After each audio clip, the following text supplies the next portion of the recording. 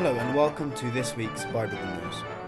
Prior to the October the 7th terror attacks in Israel, official Israeli-Saudi normalization talks were being openly discussed by not only Israeli leaders but also Saudi officials, even including the de facto leader of Saudi Arabia, Crown Prince Mohammed bin Salman. In a Fox News interview just 2.5 weeks before the attacks, he said that they were getting closer every day to a normalization agreement with Israel. One of the points of discussion was, of course, the Palestinian issue, which the Crown Prince said was a very important issue to them. He went on to say that they aimed to reach a place that would ease the life of Palestinians and get Israel as a player in the Middle East. He did not say that they would require a Palestinian state nor any agreement with the Palestinians, but simply that they wanted to see some easing of the life of Palestinians. What Saudi Arabia was most likely looking for was simply something that they could hold up to their people and the other nations in the region to defend their decision to normalize ties with Israel. However, before any agreement was reached, war broke out following the October 7th attacks. On that day, around 1,200 Israelis were killed and nearly 250 were taken hostage by Hamas. Israel invaded the northern part of the Gaza Strip with the stated aims of freeing the hostages and eradicating Hamas and removing them from power. For Saudi Arabia to normalize relations with Israel at this time would have made the backlash within the Arab world very harsh. Perhaps this was in fact one of Hamas's motives for the attacks in the first place. Whether this was their aim or not, Saudi Arabia did decide to, quote, pause the talks based on the situation. But importantly, they did choose not to abandon them or break them off entirely, but to simply pause the discussions. And so it's quite likely that the talks will continue after the war, of course depending on the outcome of it. And so it's possible that the Israeli-Saudi talks will continue exactly from where they left off the day before Hamas's attack. But it's also possible that the situation the day after the war is so fundamentally different that negotiations take a new direction. One of Israel's stated aims is to remove Hamas from governing the Gaza Strip entirely, to eradicate Hamas in fact. Just today, the head of the IDF said, once the deal swap is completed, we will resume fighting with renewed determination until we set all hostages free and dismantle Hamas. Netanyahu, meeting his troops today, told them that he would eliminate Hamas to, quote, ensure that Gaza will not go back to being a threat to the state of Israel. And so should a new reality emerge after this war, one where Hamas has been removed from power, who would then rule Gaza? Some in the United States were concerned that Israel might reoccupy the territory, but a senior Israeli official quickly came out and said that Israel has, quote, no intention to reoccupy Gaza or control it for the long term. It was then suggested by some that Israel might give the area to the Palestinian Authority, which is considered by some to be more moderate than Hamas, only for Netanyahu to rule this out too, pointing out the fact that the PA had refused to condemn the October the 7th attack and had even celebrated the event.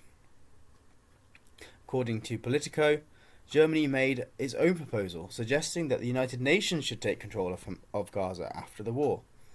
This was quickly rejected by Israel's ambassador to the US, Michael Herzog, as well due to United Nations bias in the past. So the question remains, what does Israel have in mind for Gaza after the war?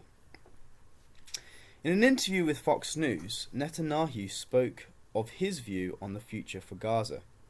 He said that the focus must be on de-radicalizing Gaza, and explained why, in his view, the Palestinian Authority could never be entrusted with this task, as they had failed to do so comprehensively in the West Bank. He said that without de-radicalizing Gaza, the conflict would continue, and said, quote, we need a different future. Palestinians deserve a different future, and that would require Israeli military control for the foreseeable future to de-radicalize and demilitarize Gaza. It's possible to do it, I know there are Arab states that could contribute to this." End quote. Who then might these Arab states be? Gideon Sa'ar, who's a member of Netanyahu's security cabinet, spoke with I-24 News and repeated a lot of what Netanyahu had said, saying that he too was not sure, as he put it, the Palestinian Authority was the right partner in order to do so, de-radicalize Gaza. He said, according to our experience with them during the last 30 years. When he was then asked who might be the right partner to control Gaza after the war and help de-radicalize the territory, he suggested the Egyptians, the Saudis, and other Arab neighbouring states. And so the question has to be asked, could the Israeli-Saudi negotiations resume after the war and not only be Israeli-Saudi normalization, but be a much larger agreement, where Saudi Arabia can claim huge Israeli concessions that improve the life of Palestinians, and then go on to be very involved in the reconstruction of Gaza, and in exchange control civil matters of Gaza, giving Israel reassurance that Hamas and other terrorist organizations in Gaza would be prevented from getting a foothold again.